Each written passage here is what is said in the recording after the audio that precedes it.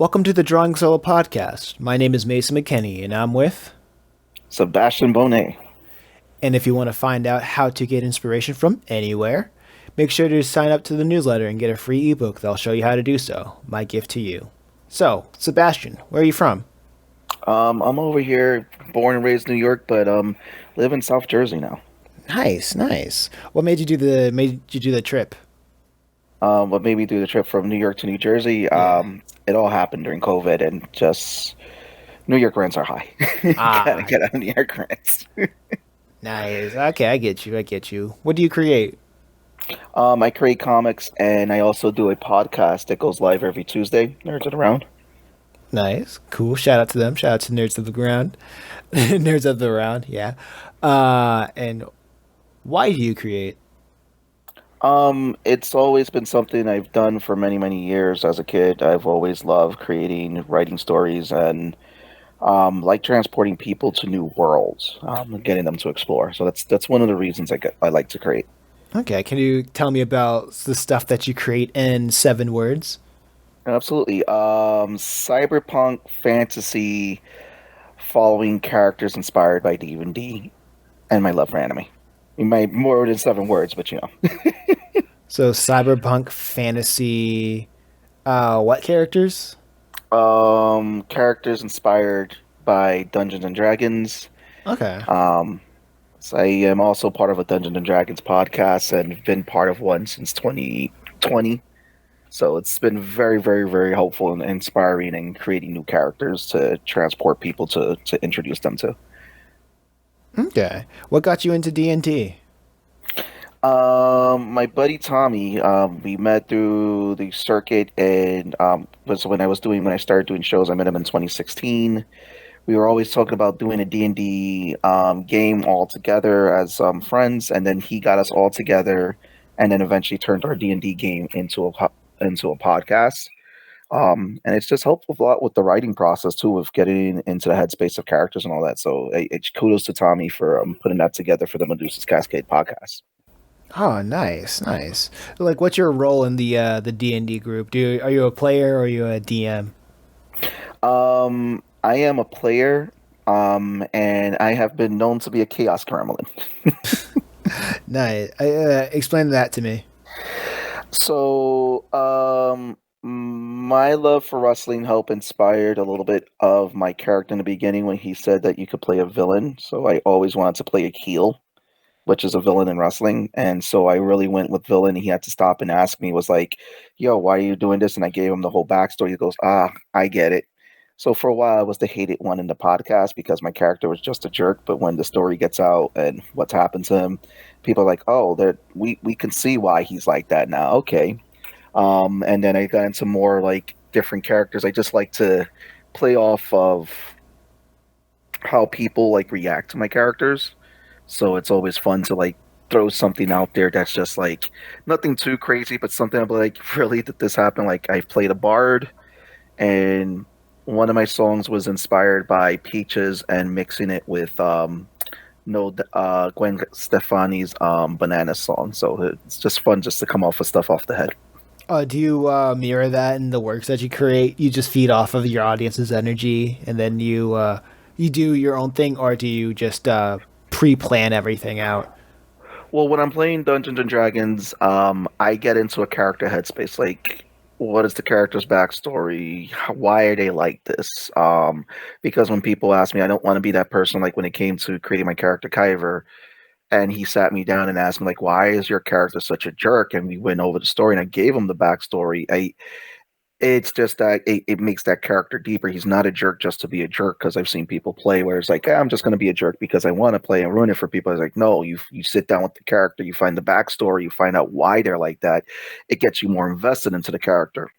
I started transferring that into the works with my comics. So the recent comic I worked on and been working on is called Concrete Kombat. It's a cyberpunk fantasy world that I've created, and I had to do that with the main character Micah. I wanted to make people like him and everything, but also to understand why this character is the way he is. And there were a lot of things I had to draw from personal, as well as just like think about like different ways of why would someone react this way? Why would they act why do they treat people this way? Why do they shut off from the world? Why are they all boisterous? Like, what is behind the facade of that character? Not like the cookie cutter character that we're always seeing. Like, oh, this is the hero, but why are they the hero? Why did they choose to do this? Is there something else behind them? So I tend to like to play more in the gray of like, why is these characters doing what they do? And it tends to go right back into more of their backstory. They may seem like, do you know the raptor in Jurassic Park? Yes. So it's like, you know how the guy's looking at the raptor straight ahead, but then all of a sudden the raptor pops from the side to get him. That's why I try to aim for the characters. So you're seeing the raptor that's in front of you, but all of a sudden I get this raptor that comes in the side of you, and it's like, oh, I could see, and this gets you to dig deeper into that character of why they are who they are, and I feel it makes it more believable. So D&D has helped out with that a lot. Okay. Nice. Nice. Okay. Cool. Cool. Like, are your D&D events in person or they're through calls through the internet? Before the pandemic, we had two games in person. But since the pandemic, we've done it all through calls because we're all over the country now. Like Tommy's in Maine. One of the guys we play with, Eric, he's in California now. So we're all like spread out, and it's just like every Saturdays there's some games that we do every other Fridays. So we do like different stuff because it's also with the Medusa's Cascade podcast, helping them with world building with a lot of characters that they're adding into their website. So it's just been a fun project. Okay. Do you prefer it like through the call through playing D&D through the call or in person? I don't mind the call. In person is fun, and we want to try to do a game in person one day. When we all can get like an Airbnb. I mean, I kid you not, one of the guys, Eric, he was playing from an Airbnb, and it was a Dungeons and Dragons inspired Airbnb. Like you could see in the background, they had instead, like those hunters that they have like a deer mounted on a wall. This Yeah. guy, whoever set up that Airbnb, had a mounted dragon head. Okay, that's really cool. Yeah, it was. So the goal is to one day maybe get that Airbnb back if it's still there, and then we all just meet there and play Dungeons and Dragons. So, How long have you been working on Concrete Combat? so Concrete Combat. It's a funny story. So I started in comics in 2016 with a comic called Dead Planet. It was my debut into the comics, and then I just started doing nothing but fan art and as well as work for other people. Um, Concrete Combat started off as a print because I thought it would be funny to just draw Goku as a basketball player, right? And just call it Concrete Combat. So it's been something since the work since 2017, 18, around that time. Hmm.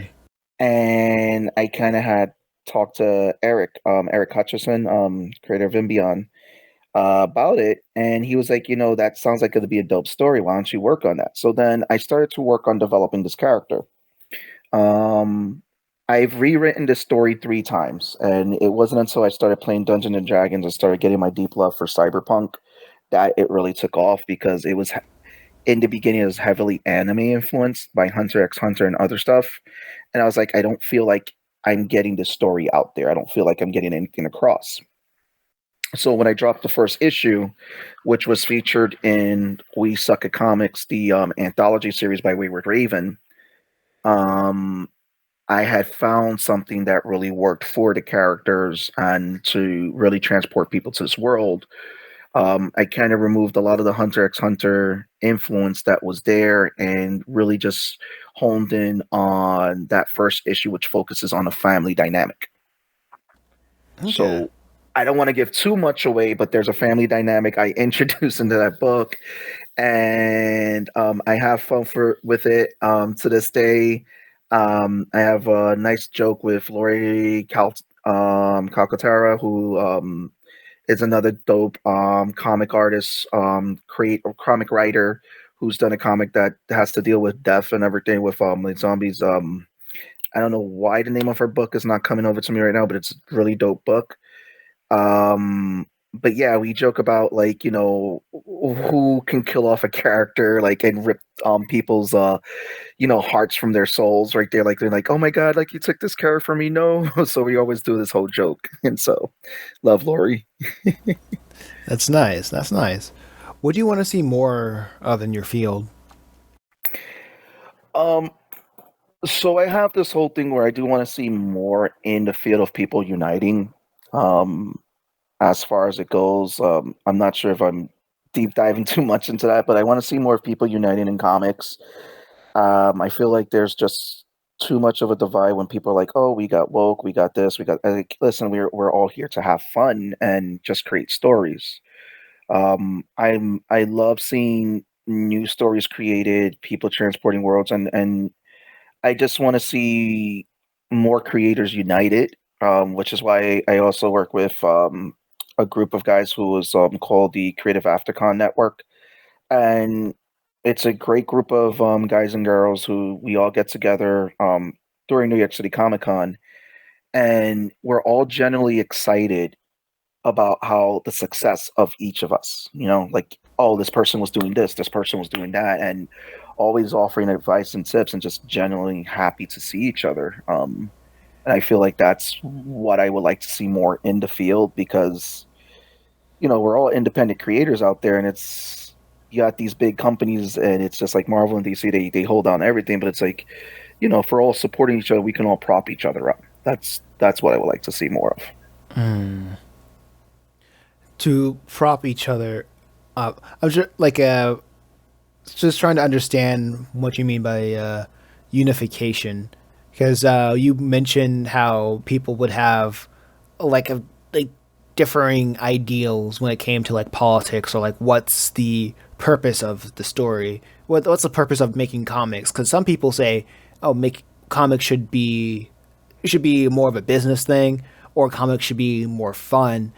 And there's like every since like the creative field, especially comics, as we can see, it's such a diverse Hmm. space, and with diversity, there you're going to have that conflict of intention of like why people are here, why people want to do what they want to do, and how would you think we would get to that unification with people so divided on why they even get into comics in the first place?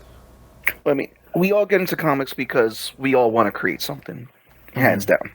We want to create something, we want to tell a story. There are various different forms of telling that story where everyone can be included. Well, you have your people that like their adult imprints. Let them do their adults. It's not hurting anybody.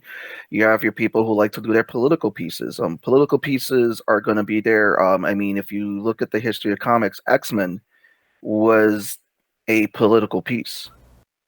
It tackled diversity, but with the mutant community.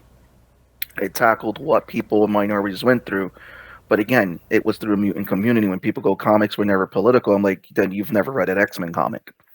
Comics can be fun. You can do the whole superhero trope. I mean, as far as it goes, I know, was it A.A. Rubin? I had the honor of getting to work on his book, Mr. Stupendous. It was him turning a little bit of the superhero trope upside down. He had his version of Superman, where it's like, what do you do when Superman doesn't have phone booths to change anymore? And he was addressing that, and it was a superhero parody, and you can have this fun there. Y- What I've always loved about comics and what attracted me, you can take a story and you can tell it in how you want to tell it. Like, you've had your serious stories, you've had your fun stories, and I feel like this is the thing where some of us we tend to let some people tend to let their own political beliefs and everything, or their own beliefs, believe that it's like they just shut down and they want to try to gatekeep. This is not about keeping gatekeeping, because at the end of the day, we wouldn't have the stories that we've had if older comic creators gatekept Spider-Man, gatekept the X-Men, gatekept Batman. We wouldn't have those growing stories. We wouldn't have the boom of comics like we did in Image. When those guys went out, they were like rock stars. And like, obviously the 90s wasn't probably the greatest era in comics, because you can joke about the patches and all the extreme stuff, which was, again, but it was still fun. It was cheesy fun. And I get when some people, they don't like some of the stuff. Like, I have a buddy of mine, he doesn't like some of the new superhero stuff, but he likes, some of the Silver Age stuff. There's a place for that. And I'm not saying that, that's a bad thing. If you love the old Silver Age stuff, that's fine. Enjoy it. It's something you enjoyed, and some people take that back to their childhood. For me, it was the X-Men, because the X-Men is what drew me into comics. And at the time, being a young Latin kid growing up in the Bronx, that was the only comic that screamed out to me because it was the only comic that I kind of felt really stuck out to a lot of stuff I went through as a person. Now, do I love the cheesy superhero stuff? Absolutely. I love every form of comic and storytelling.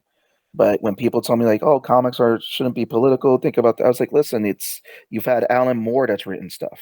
He's written some really crazy that shouldn't be for kids. But again, it was geared towards a certain audience.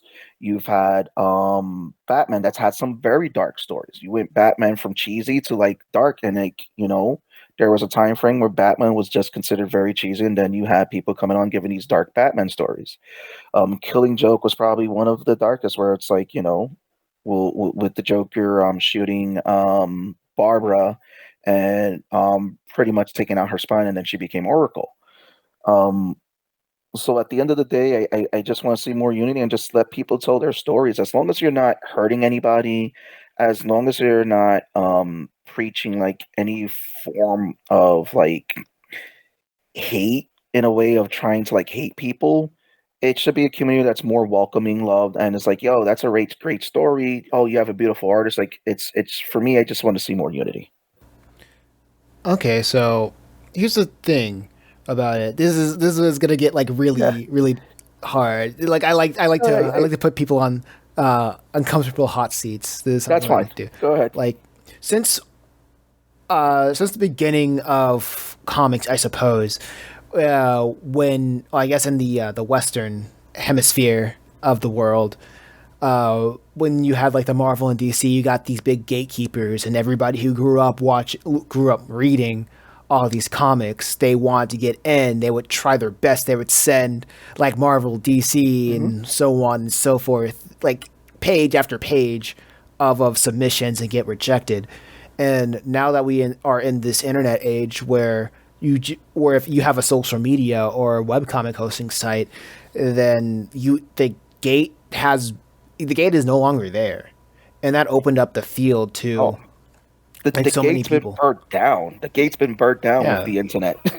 yeah. So the gate's been with the internet. The gate has been burned down, but then but so because the gate has been burned down, a lot of people has ran over to the point where there's a lot of noise. Everybody's just making noise. We making noise, but like in the time of yesteryear, if you heard noise, it was through people who wanted to say something. They knew how to tell a story. They had to get through all these different channels, or they knew people that would get to get to have those megaphones. Well, yeah. So they will be the loudest voice, and we would look at them. But now that the gate is burned down, everybody's talking. Everybody's saying different things. Everybody's saying contradictory things, and Everybody's a critic. everybody's a critic. Everybody's lifting each other up, putting each other down, left to right, and all the center. Instead of everything being like a single line, it's just a crosshatched, I guess, for the lack of a better word, a scribble. But it's funny though And because even though that gate has been kicked in and that everybody is getting a word, you'd be surprised how quick word can travel when people are like, don't mess with that guy. That guy's a jerk. that's a very interesting thing too, because it's negativity that travels faster than a positivity. Well, we have that word Yeah. of mouth, but that's usually through lightning in a bottle. It seems Yeah. like for every, I guess, homestuck, there's like 100 controversies of, oh man, this comic guy did this comic guy believes that, and it's easier to tear people down than one guy lightning in a bottle and just runs with it. So, do you know Eric Bischoff? Eric Bischoff, enlighten me He in the so audience. Eric Bischoff, he is the guy who ran WCW, and again, this is going to be for the wrestling nerds out there, Okay. who includes me. Eric Bischoff ran WCW for Ted Turner. and Right. he wrote a book called Controversy Creates Cash. He was all about the controversy in wrestling before the internet age because he was doing whatever he can. His goal was to sink WWF back in the day. He would poach talent, he would do that, and these were a lot of things that were frowned upon. I think some people, and based off when his book and all that controversy creates cash, I think some people who are in the comics community think that if they're controversial, they're going to create that talk, which happens, negative and positive, because they feel like controversy is going to create them that buzz. A lot of times it can work for you, a lot of times it can work against you. I get the whole logic where it's like, yeah, you want to be the bad person in comics, talk the loudest. At the end of the day, I mean, Rob Leftfield, loved the. I was always a fan of his art and everything.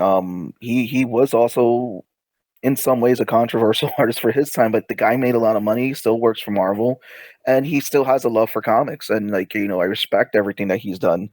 But I think that that's what some people do is that they feel like if they can be controversial, if they can be that troll, if they could be that one, like right now we were talking about on Nerds, we feel that Hollywood right now is pooping on superhero movies because that's the new hot trend, that's the new controversy. If you're the loudest person saying, "Oh, superhero movies suck," then you know what? Oh, I'm creating buzz. I'm getting people talking and engaging.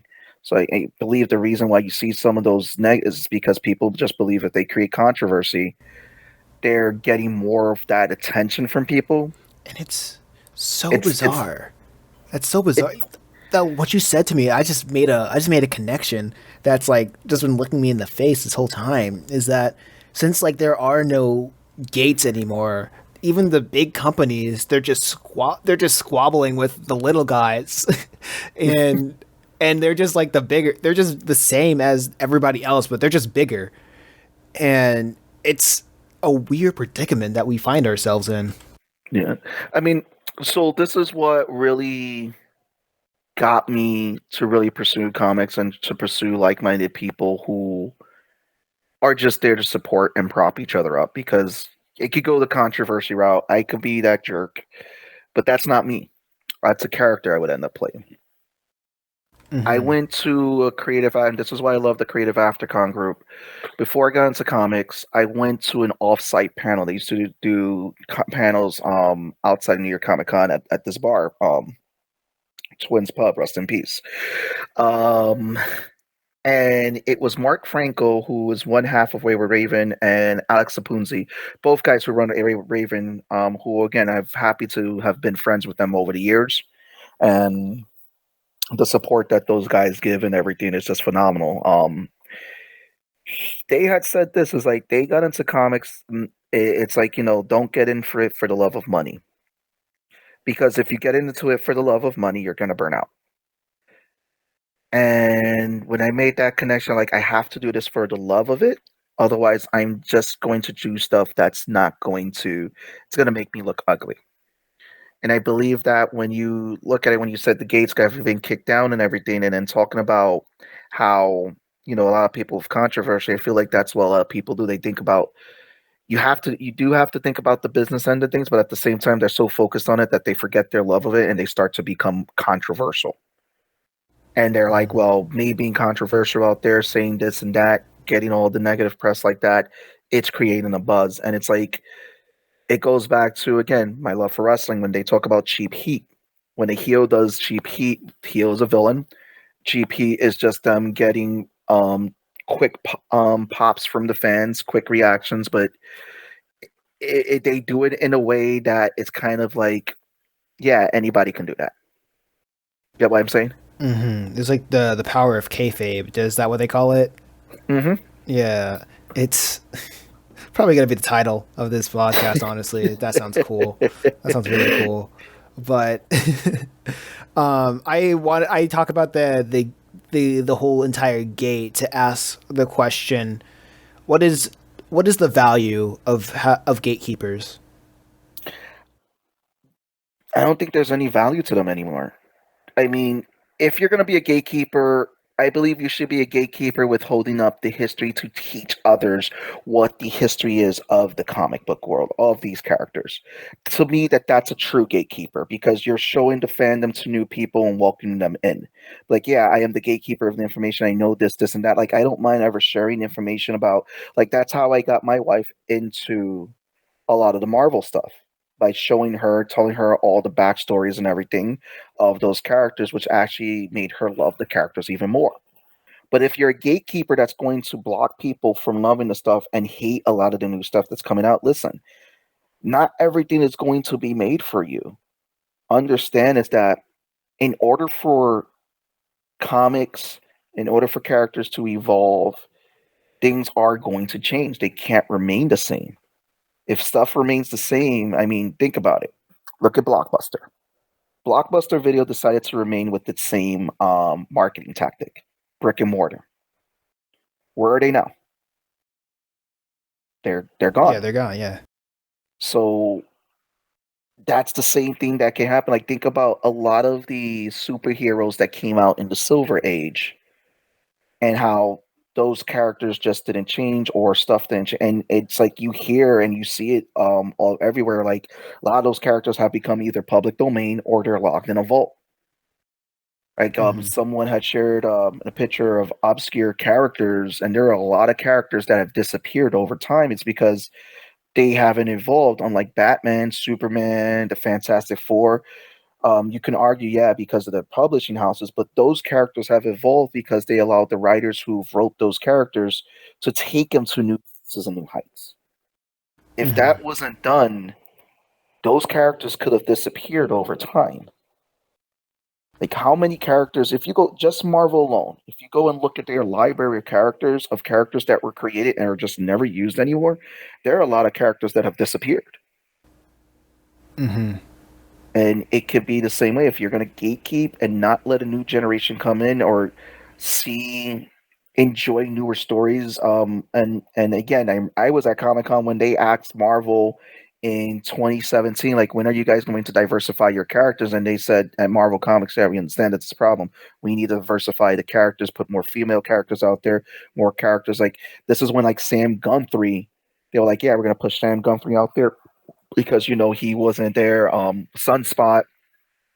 So they were trying to push a lot of new characters because that was being asked for. And again, if you're going to gatekeep that, be like, well, you're going woke, you're going this, you're going that, then it's like at the end of the day, that type of argument is going to stop newer people from jumping into the comics medium and liking it, and it's going to start causing it to go in the way of Blockbuster.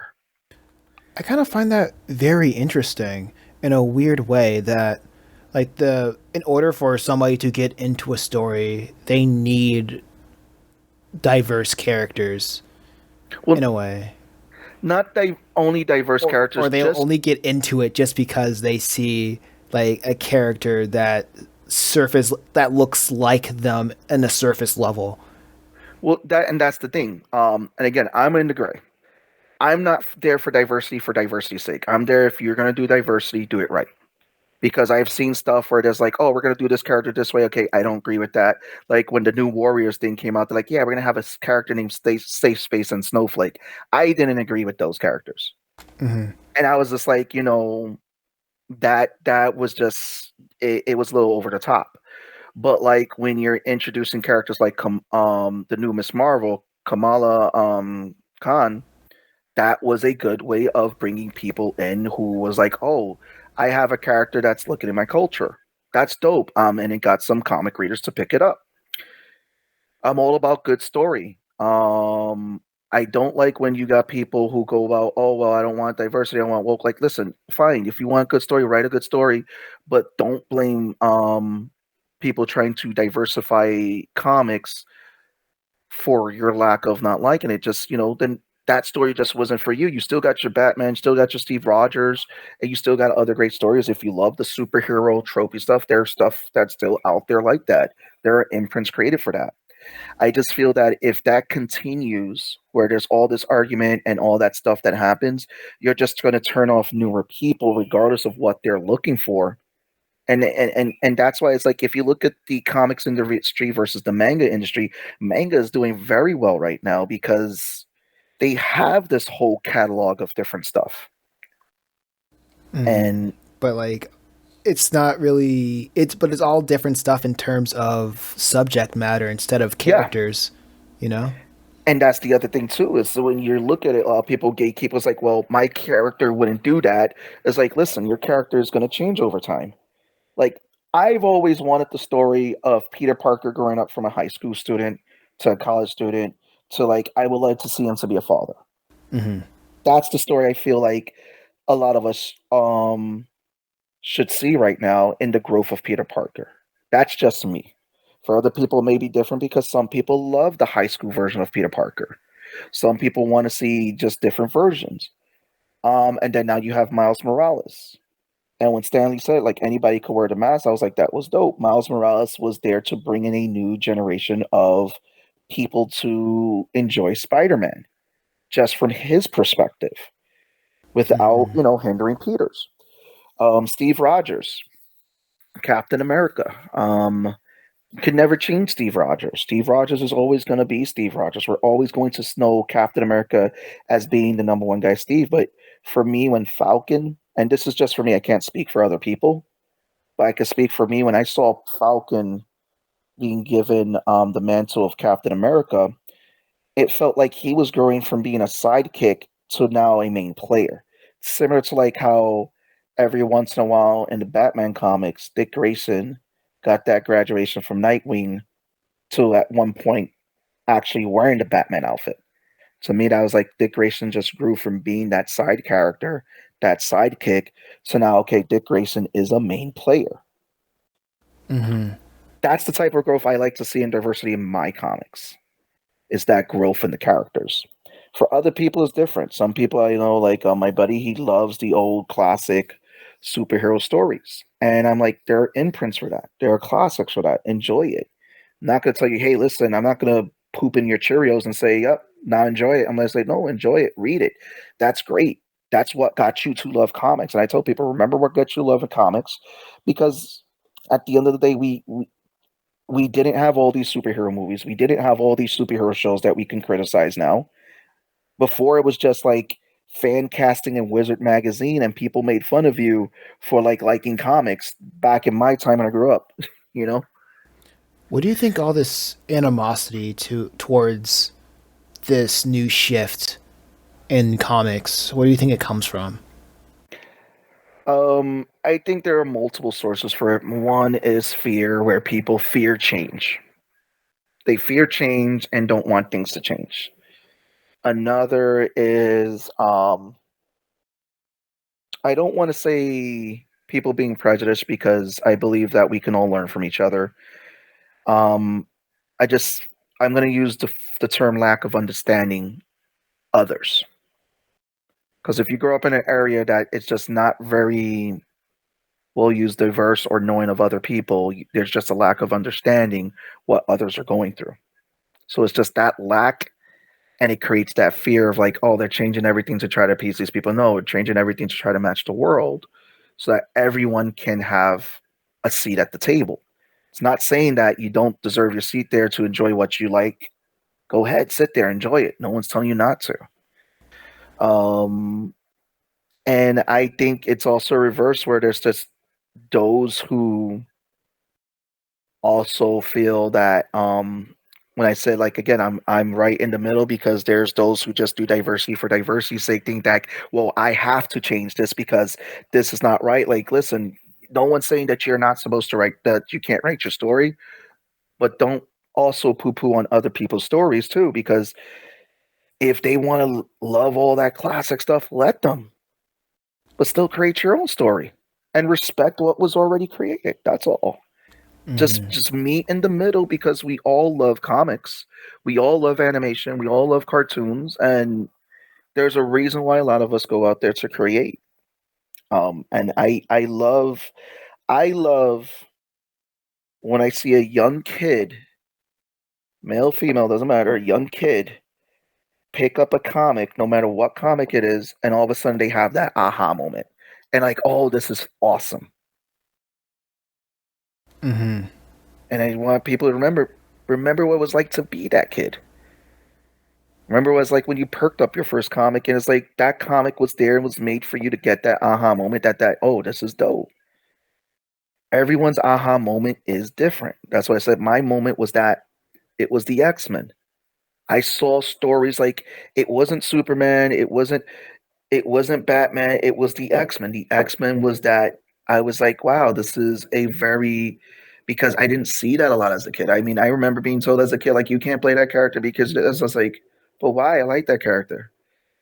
But at the end of the day, it was like the X-Men was just that story that was there and it had that realism that I was like, all right, I like the stories. And from there it just was it was a gateway into the entire universe of comics and learning the different things I've learned about the Silver Age, about the different characters, about the Shadow, and a lot of other obscure characters, and like just respecting the material that had came before, and seeing the artists and writers that had created all these stories. And I'm like, wow, it's like comics is a very diverse field.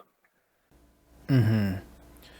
I think one of the things when you say diverse, it kind of I wanted to go back a little bit to like circle back because this is kind of connects to the diversity in comics. And I remember when you said that you wanted your goal, you wanted people to be more unified in the field of indie comics.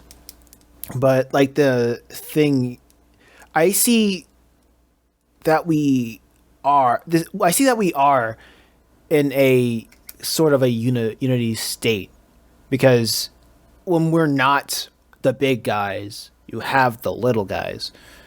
And within the little guys, people naturally form their own groups with people Yep. that align. That's like shoulder to shoulder that align with them.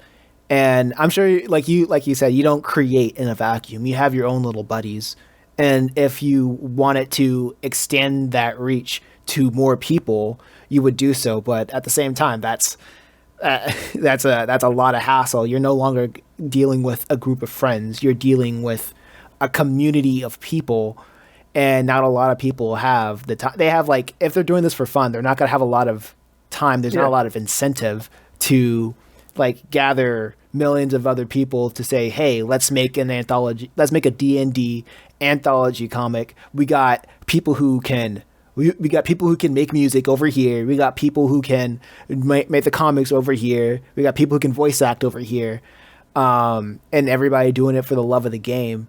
It happens here and there, but Yeah. everybody is kind of too busy to be organized for fun. That's few and far in between. I'm not saying that has to happen all the time, but I wanted to say that because there are subgenres Oh yeah. within that unification and Listen, within yeah, go ahead.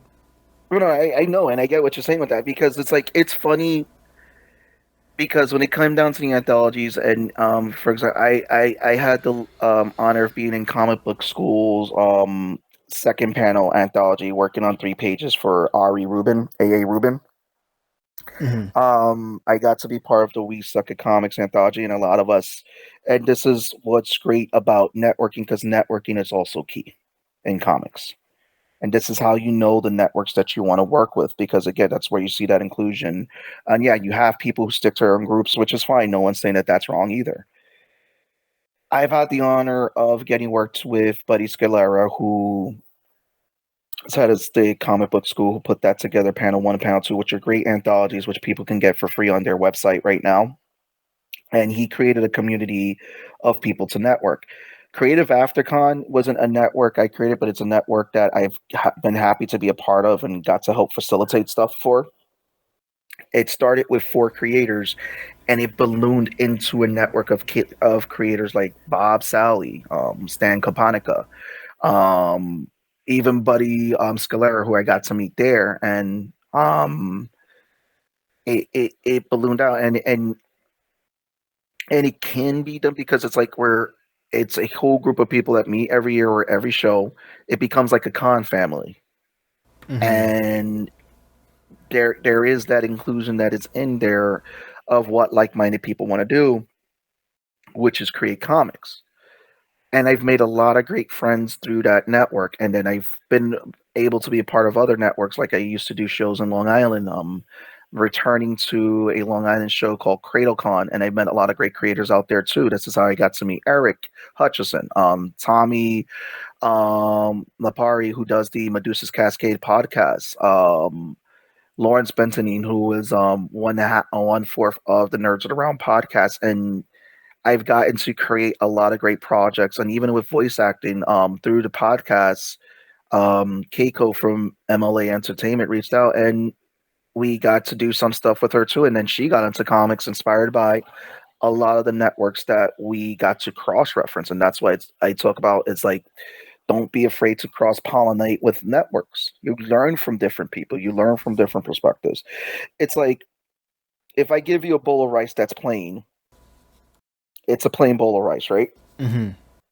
But if I give you a rice that has some seasoning in it, maybe have some beans, you have like maybe a side of your favorite meat on the side, now that becomes like a good meal. It's no longer a plain bowl of rice. Right. And to me, I feel like networks are like food. The more like, you kind of like food and flavor. And that's how I see it. And I can get when it's like, yeah, well, you got your people who are in there holding, but it's like it's just making that first step, and a lot of us don't bite. Like if Mm-hmm. anybody sees me, I mean, and you love comics and you want to talk to me, I'm like, just come talk to me. And it's just talking about comics and having fun and talking about the next thing to create, and that's all it is. Yeah, what you described to me, I do feel like we are in that unification dream that you're in. I like if people want to get together, they can. If people like even all the good and all the bad, like the people who spew hate, they get kicked out of like the public circle anyway. Yeah. And and the gatekeepers, they're no longer there. And the reason why we don't people stay for a while and they don't stay for a long time is because people have lives and comics are is work essentially. It takes a lot of time and effort to craft a good story, to get people to draw, and everybody has their own things to do.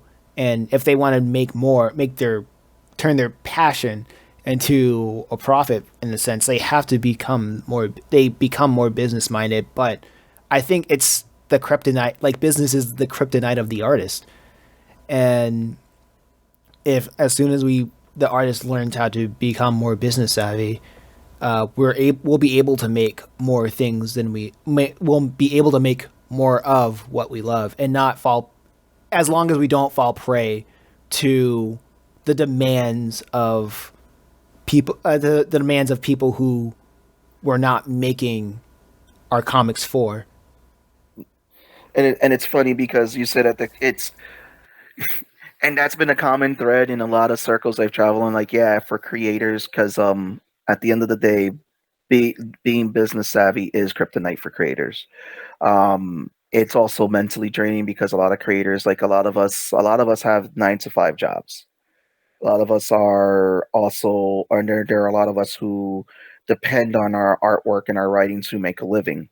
And Mm-hmm. it is hard. It's not easy, especially now with the internet age and everything. Um, and I mean, that's why I say it, and I tell people now, like, you don't get it for the love of money because you're going to burn yourself out quick. The money's eventually going to come, but it's about building that rapport, that trust, and building that fan base. Like, for example, Rob Powers, another great artist, created the comic Revenge of Penguino. I remember when he was starting out with a floppy, and now he has like this huge fan base. He's blew up on TikTok. But we have conversations that it can be tiring at time. But when we are having conversations and creating, we're also having fun chatting with each other.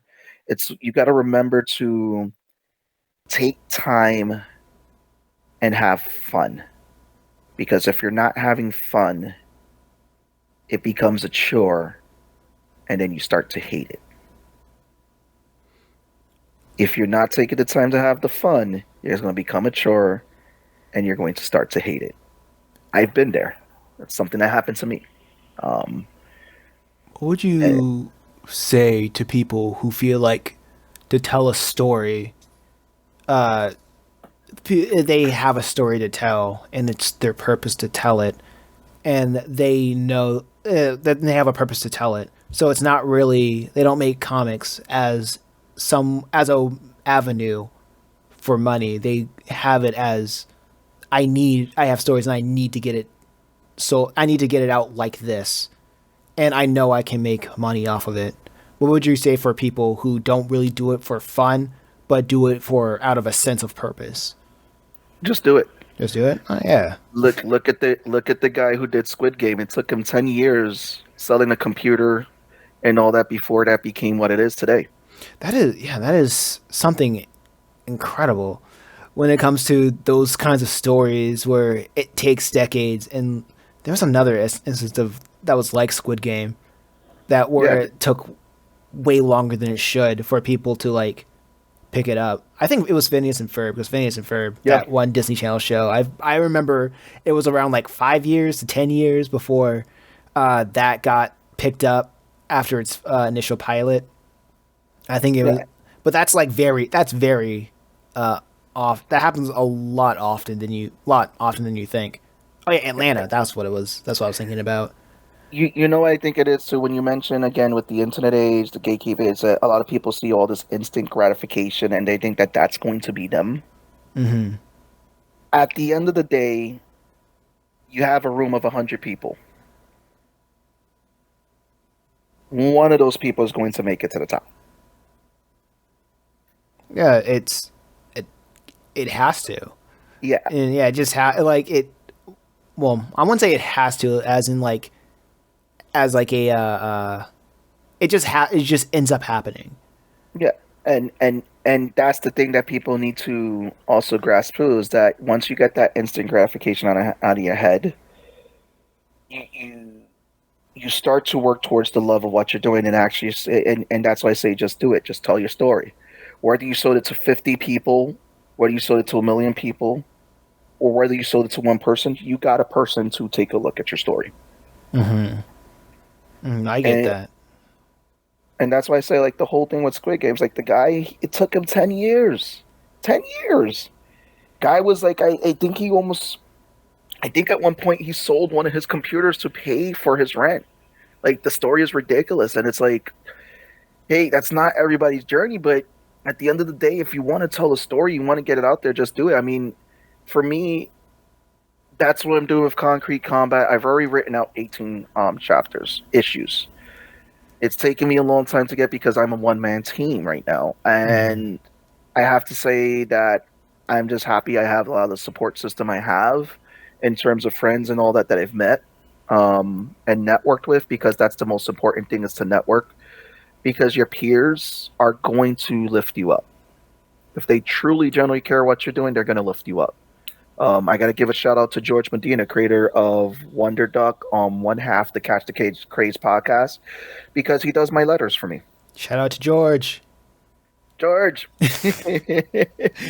and guys, if you're looking for letterers or unicorns, George is a great letterer. Definitely, he's for hire. So, but he's an awesome dude too, and he doesn't mind spitting and sharing comic knowledge with people. Mm-hmm. He's a fan of comics and everything. And Eric Hutch, who I've always been able to have sidebar and conversations and everything, because it's like he understands the business need, but he also understands the creative need too. Mm-hmm. And Mm-hmm. we've been able to, just pop on it. My buddies over at Wayward Raven, Mark and Alex, I give them a shout out, Ari.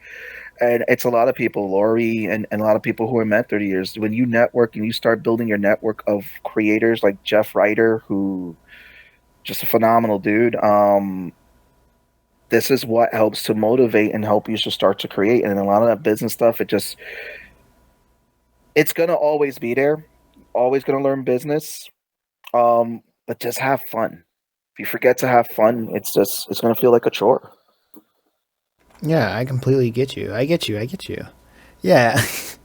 um, I wanted to say go backtrack in the conversation when we were talking about all these different people in comics, and I remember you talked about like Spider-Man, and I had like one small gripe with like whatever where everybody's Oh taking with no! Spider-Man. Yeah, With like Spider-Man. it's an opinion against It's Spider-Man. fine. I am Go ahead. so special. Like, yeah, praise me, but I don't. I really don't like the idea of the whole multiverse things in general. I find it as a weird nihilistic message where nothing a character does matters because there will be another universe where a different writer can write something else and have a completely different message. And it can be swept under the rug and say, well, that's just a different multiverse. If you don't like that ending, you can go to another one. And the whole core of storytelling or people having an actual message with their stories, it dies down because it's like there's a lot more it leaves a more room to pussyfoot instead of stand on business and say this is what this character goes through. This is like there's no turning back from this. Like what are your thoughts on that? I have a love-hate relationship with the multiverse. So the hate relationship is when they use it as a retcon trope, which used to be a big thing they did back in the day, like when they did some crazy stuff back in the day with Iron Man, where they made him an evil spy for Kang, killed him off, but then they introduced young Tony Stark, made him a teenager from an alternate dimension. That type of stuff I don't like. But I do like the storytelling of the multiverse where it's like you can see different versions of a character. So like Peter Parker in the main universe, the Prime universe, is always going to be that Peter Parker. But for me, it's interesting to see a different take on Peter Parker in terms of choices and everything. Um, because I've always been that firm believer where, if I made this choice, I've always thought what would have happened if I made that alternate choice. And it's Mm-hmm. kind of fun because you get to play with that with the multiverse. So it's not technically erasing the stuff we love about a character, but it's also adding a different layer like an onion. And it's not the same Peter Parker, it's a different Peter Parker. You got Peter S. Parker, but now you have Peter B. Parker.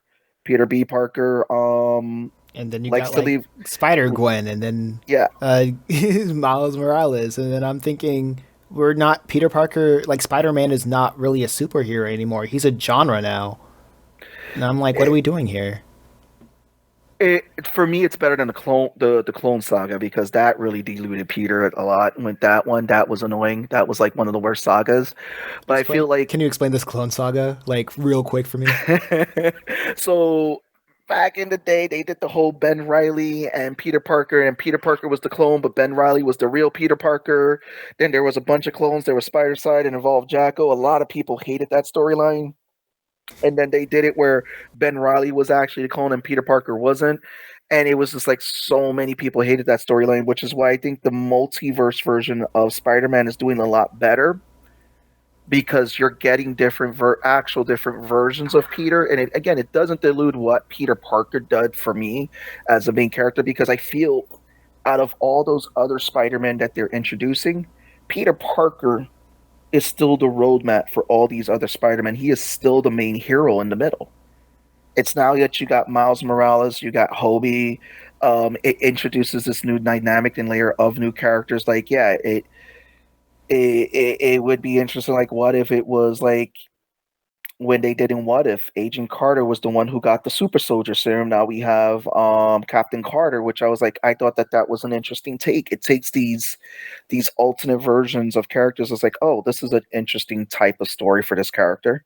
It's not the main Peggy Carter, but this is a different version if she did the super soldier serum. And then we're about to get what is it? The Steve Rogers in the Stomper outfit, the World War II Iron Man outfit they made for him in What If, which again I think is an interesting take because it talks about Steve Rogers' character across the universe where hey, he is still patriotic, but he's finding a different way to fight the war. He didn't get the super soldier serum, but he's manning this big tank version of Iron Man's armor designed by Tony Stark's father in World War II. Okay, I'm glad you explained it to me that way because I understand why people love these stories. Like, imagine what characters they would be if they were put in different situations. Yeah. But the thing is, our situations and our decisions with those situations kind of make us who we are. Like if Peter Parker or wouldn't get bit by that radioactive spider, and if Uncle Ben didn't die, he wouldn't be Spider-Man. Yeah. The reason why they if Captain America, please forgive me, I'm a Oh yeah, surface yeah, level yeah. guy. If he didn't take that super soldier serum and like fought the big bad guy with the funny mustache in in World War II, he would not be Captain America. And I think these what if stories would be perfect examples if people want to make new superheroes, but I feel like it's a weird corporate cash grab to have. Hey, we want you to look at this storyline with this character because you're here for the character instead of what interesting events that this character will go down because back in the day, I perceive back in the day those were what new characters were for. And that's what for a long time Marvel always had the imprint of what if. I know DC had their Hmm. they had their version as well. And what they used to do, which I always thought was cool storylines, alternate version storylines of what would happen. Like for example, what if Wolverine was the king of the vampires? I was like, I wouldn't think Wolverine would be king of the vampires. And then Can we have like a later new on, guy that looked like Wolverine and that he becomes no, king? it Yeah, was so no, so a lot of people, so Dracula at one point was a major villain in Marvel. right. And there was this whole thing where he was like after Storm. So the story was that he had infected Wolverine, but because Wolverine, his healing factor, whatever, was able to rise against Dracula, kill him, and took up his mantle as king of the vampires and started taking over the world. There was another one. They were like, what if it was Professor X, Charles Xavier, which I thought was a fun take. What if he became the Juggernaut? Hmm. And the power of the Juggernaut had corrupted him. Which again, it makes you love the main Charles Xavier character because it's like, okay, we see, how he has to hold back, but when he had the power of Cyttorak, he used that to take over the world, and it was kind of like House of M before we ever got the House of M storyline. Okay. And that's why it's like the what if imprint was always interesting. There was one that got so popular at one point. It was what if Spider-Man had a daughter, Mayday Parker. Hmm. That book was so popular that Marvel spun off what was called MC2, which has been a forgotten universe right now, where it was children of these characters. Jubilee was older. She was the leader of the X people. That's what they called them. I thought it was a dumb name. Wolverine had a daughter with Psylocke who was called Wild Thing. Juggernaut had a son called J2. Again, dumb name, wasn't really thought of. Real quick. What would you name the X people? What's their rebranding? I Again, I wouldn't call them X people. I would have just been like, you know what? They're just X Corporation or X Force. I mean, they eventually had X Corp in the main universe, but it's Yeah. like X people. I'm like, it's like, wait, what? That's not really. That's kind of We're the X yeah, Bros. yeah, X Like, Bros. Like, yo, bro. But I always thought that the multiverse is a fun way to play around with characters, like what would have happened if these choices had in a way. For me, the multiverse has made me appreciate a lot of the main versions because like yeah, they had that whole thing like if Peter Parker didn't have the whole death, but like eventually you know well, here's the fun one. hmm. What if Frank Castle, so there was a time period where Captain America had given up the shield and it was given to John Walker, who became later on US agent. He was Captain America for a while. They did a what if comic where they were like, what if Frank Castle was chosen to be Captain America? Okay.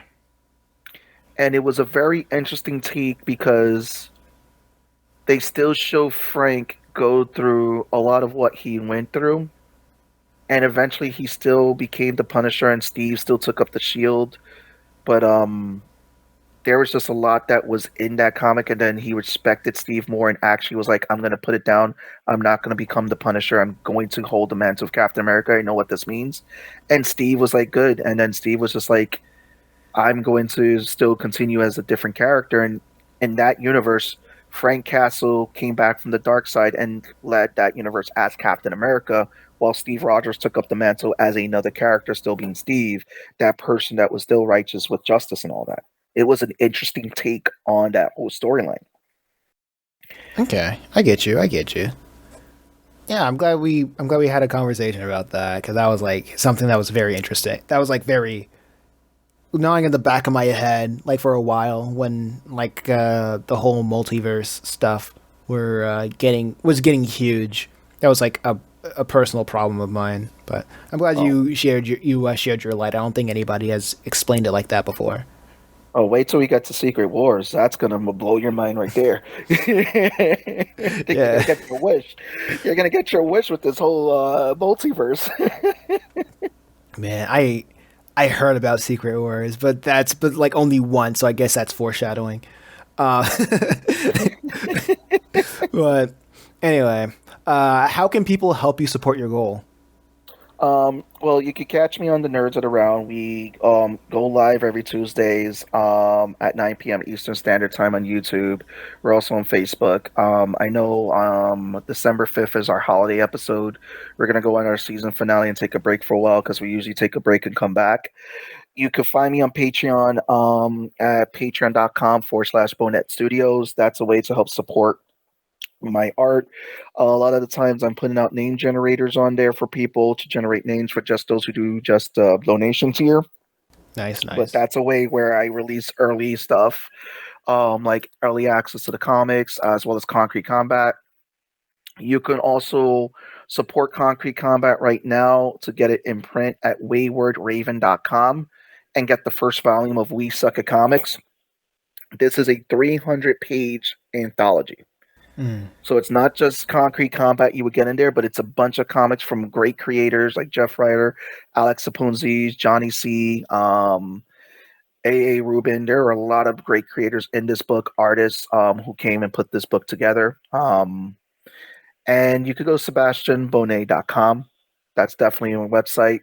You can check out a lot of my social media links there to find me on different platforms. Just forgive me if I don't post a lot. It's because, there's the holidays and I do get busy. Yeah, this is for fun. Oh yeah, it's fun. It's fun. Absolutely. Well, this has been the Drawing Solo podcast. My name is Mason McKinney, and I am with Sebastian Bonet. And if you want to find out how to get inspiration from anywhere, make sure you sign up to my newsletter and get a free ebook that'll show you how to do so. My gift to you. Signing out.